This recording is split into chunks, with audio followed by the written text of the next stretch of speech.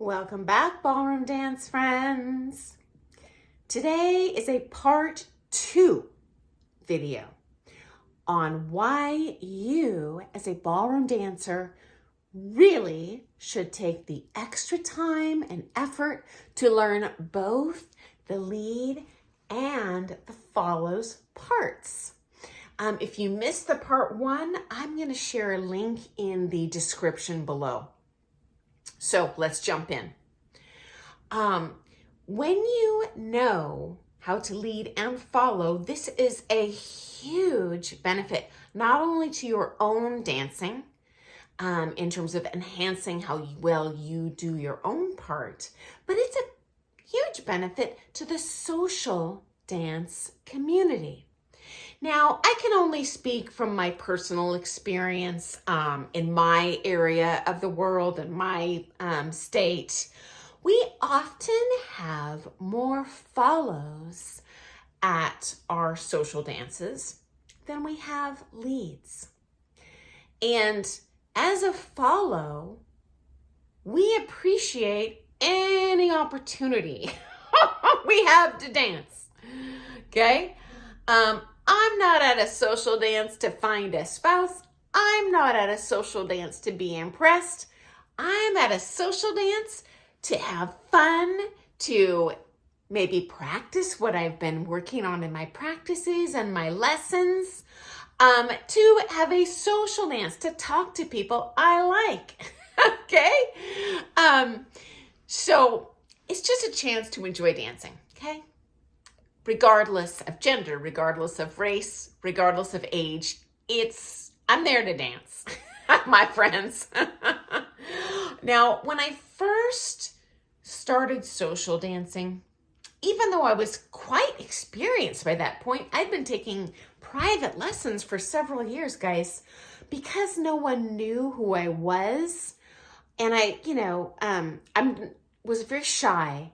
I was like a little wallflower just in the corner, and very, very, very few opportunities to dance when I attended the social dances. Just people didn't know me, or there were so few leads that, one lady only going to, spend time with the umpteen ladies who ask him to dance. Certainly as a newcomer, I'm afraid to ask someone to dance because I know I'm maybe not as good as them, or at least in my mind,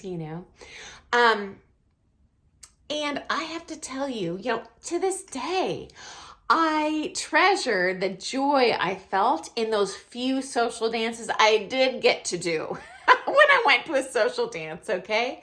And you can certainly share that joy with your dance community. And honestly, it stank just sitting there, let's be honest. And I'm sure we've all been there, whether you're a lead or a follow, okay? So go in there and do a favor to your community. If you're short on leads, lead. If you're short on follows, follow. Don't care about your skill. And again, I am talking about in my area of the world, and anywhere really I have social dance. And I have social danced in Europe. I've social danced on the East Coast. I've social danced in a couple other states. I've never seen, even once, in my personal experience, I've never seen someone's feathers get ruffled if someone of the same gender asks them to dance. Haven't seen it once. So, if that happens in your community, hey, comment below. I would be surprised. Share your story, because I've personally never seen it, okay? Now, if you don't feel you're good enough, and I know this can be especially scary sometimes, I find, for follows, even in same-sex couples where someone learns to follow first, because you do focus so much following in responding to the partner rather than navigating the floor. And I understand that is a totally different skill, but you know what, guys? If you're a little bit intimidated, go ahead and just do basics around the floor. There is nothing wrong with doing a box step down the floor. You know what? If you're scared, I have news for you. Ask your partner, whether they're pro or not. I guarantee the first time that they led or followed on the floor, they were really nervous too. Okay, that's not just you, that's normal human feelings.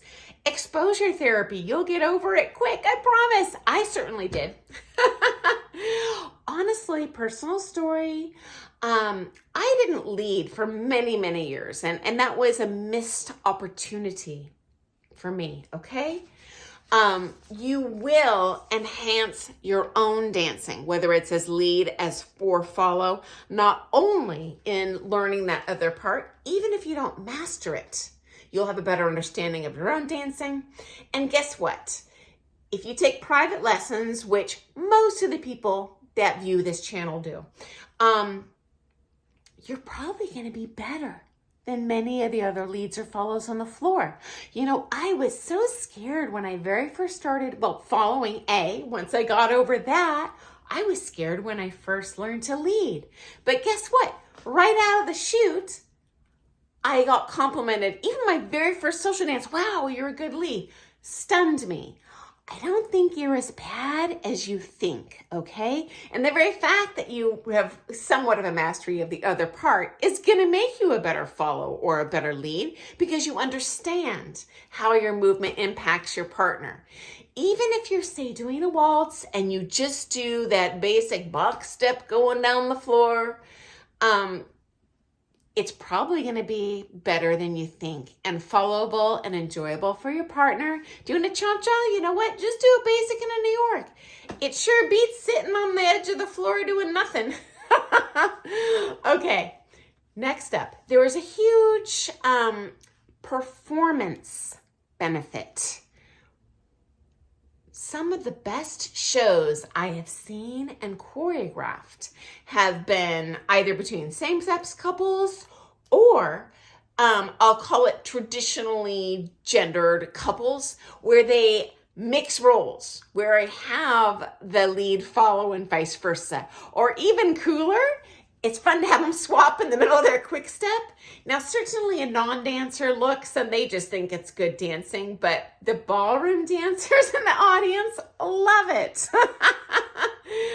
Because most don't have that skill of doing lead and follows part. They're actually really darn impressed too. Very entertaining. So true story. There in my state, we have OBT, Oregon Ballet Theater. It's like the biggest professional ballet company in the state. And I've taught for them many times, kind of in partnering skills. And I've performed with them, not as a ballet dancer. I haven't done ballet since I was a kid, but as a guest performer, they might have like a ballroom couple go out there and, do one waltz or one tango, and then the rest is just ballet, I guess, to mix it up, keep it interesting. Wow. As an observer, as an audience member watching the ballet, my one complaint is I get bored stiff of seeing those same three leads out there with these same three men and bajillion ladies. Like, I'm bored stiff. Like, do they not have any other people that can do that part backstage? No different in your showcase. No one wants to see that same lead and follow out there over and over and over again, that one couple. I would much rather see them mix roles or have a unique couple with diversity. Have someone leading, someone following, someone partnering with someone else. This makes for great entertainment. So showcases are not just about the quality of the dancing. Certainly that's a part of it, but honestly, the entertainment value is even more important when performing. You know, it sounds crazy, but it's about sparkly costumes and seeing things you're not expecting. That makes it super enjoyable for your audience. Guarantee your studio wants to provide an entertaining showcase, not snoozeville. And when I owned a ballroom dance studio, I ran up to 4 showcases a year.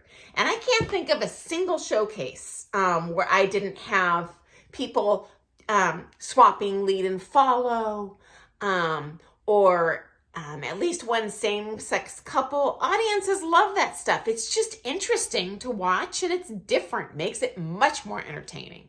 So you're definitely bringing something to the table there if that's a skill you can cultivate. I'm not saying you have to be God's gift to doing that, part in both parts. Unless you're a pro, that's really not so important, but you're gonna not only make yourself a better dancer, you're gonna enhance your studio. You're gonna enhance the community around you, okay? So I hope that has been helpful. Thank you so much, Carol Lockwood, for your comment. She mentioned in one of my previous videos, I often say ladies' part, man's part, and giving the impression that I don't encourage people to do the other part. It could not be more than the opposite in truth. I encourage you to do the other part. Learn it. It's for your benefit. It's for everyone's benefit. And I apologize. I'm sure I will continue to do that. It's a bad habit I'm working on. And I'm working hard to undo a lifetime of hearing the phrase leads part, follows part. And I apologize for that. Trust me. You'll want to do both. You'll love it. It's fun. Okay. So guys, I hope you have a great day. Thank you so much for joining me. If you ever have a question about something I'm saying, or that doesn't sound right, or I'm afraid to ask my pro this, please comment. I never delete comments. I've never been offended by a comment yet. I love the opportunity to clarify. If you are thinking a question, guarantee 100 other people are, and I definitely save a lot of time for me making these videos if I just know, what I can share that might be helpful or just interesting. That's my goal here. It's not about me puffing and tooting about whatever I feel like. That doesn't float my boat. So anyway, if you like all things ballroom dance, please subscribe, because we are a worldwide community of ballroom dancers here. If you have a different experience or an additional feedback you'd like to share with our other members here, please comment below. They love reading your stories. I love reading them too. So I will see you in the morning, and happy dancing. Toodles!